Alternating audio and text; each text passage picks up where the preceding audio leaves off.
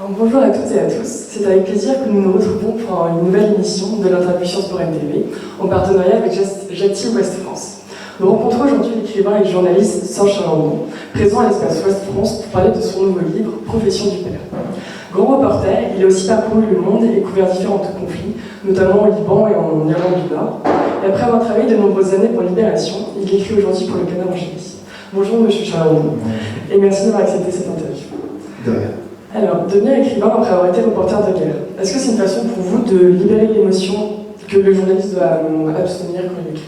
Pour moi, en ce qui me concerne, je suis vieux jeu, mais le reporter n'a pas le droit de dire je. Donc je ne pense pas que le reporter doit, à aucun moment, étaler ses sentiments, ses larmes, sa colère. Il doit être totalement indépendant. Il est là pour rapporter ce qui se passe et non pas pour dire ce qu'il pense. Et donc pour moi, le roman, c'est un moyen de retourner sur les lieux. J'ai écrit un livre sur un ami irlandais qui était un traître, un combattant irlandais qui trahissait. J'ai écrit ce livre pour pleurer enfin cet ami. C'est-à-dire que toutes ces choses que je n'aurais pas pu faire en tant que journaliste, parce que ce que pense un journaliste, tout le monde s'en fiche, on n'est pas là pour ça. On est là pour savoir ce qu'il voit et pas ce qu'il ressent.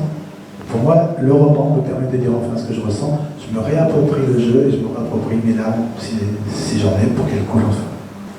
Deuxième question, donc en troisième année à Sciences Po, les étudiants ont la chance de passer une année à l'étranger.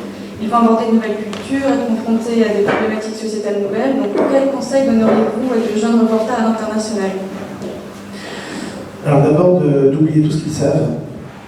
Un reporter, c'est une enveloppe vide. Le reporter, c'est quelqu'un qui va sur le terrain pour apprendre. Donc il faut qu'il soit bousculé, il faut qu'il soit impérativement qu'il écoute, qu'il entende, qu'il regarde, qu'il rapporte, et surtout qu'il n'ait pas peur de revenir avec des idées inverses de ce qu'il pensait.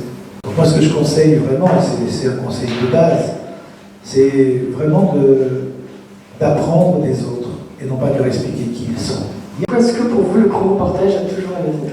À 21 ans, j'ai eu cette chance inouïe de me trouver dans une époque où on pouvait créer un journal de toutes pièces. De toutes pièces, un quotidien créé de toutes pièces, avec aucun journaliste, sauf un, je crois, un journaliste sportif. Tous les autres venaient de la société civile. Il n'y avait pas Internet. Donc les gens se précipitaient au kiosque pour savoir ce qui s'était passé hier. Le reporter, à l'époque, il avait le temps. Moi, par exemple, dans des reportages, au Liban, ou en Irlande, on pouvait m'envoyer 3 mois. En Irlande, je suis resté 6 mois. Nous étions les seuls sur le terrain. Tout le monde maintenant se croit photographe. Tout le monde, tous ceux qui ont un blog se pensent journaliste. Donc ça n'existait pas encore. Je ne dis pas que c'est mal, mais je dis que journaliste de presse ou photographe de presse, c'est un métier. Ça ne s'improvise pas. Et enfin, pour terminer, nous aimerions savoir si vous avez une exclusivité pour notre association Sciences pour NTV ou un souvenir de voyage que vous n'avez pas encore raconté. Je suis à Belfast, nous sommes en 77, et pendant des mois et des mois, je bataille pour avoir une interview de l'armée républicaine irlandaise pour mon journal. Et je l'obtiens. 1 an après. Un chef de l'IRA, mais à un petit niveau. Brigade de Belfast. Tout petit niveau. Et je me trouve en face de lui, je suis extrêmement fier. Il commence à me parler. The problem of the situation here. Je ne comprends rien. Et je n'ose pas lui dire. Alors je fais et je fais semblant de noter. Semblant. Ensuite il me dit au revoir. Oh boy, no, take care of yourself. Bye bye monsieur. Et je rentre au journal et je leur dis, en fait, j'ai pas pu avoir mon interview.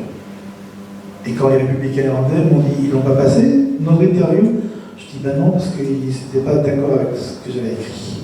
En tout cas, merci beaucoup pour cette interview et on se retrouve très prochainement pour une nouvelle émission. Merci.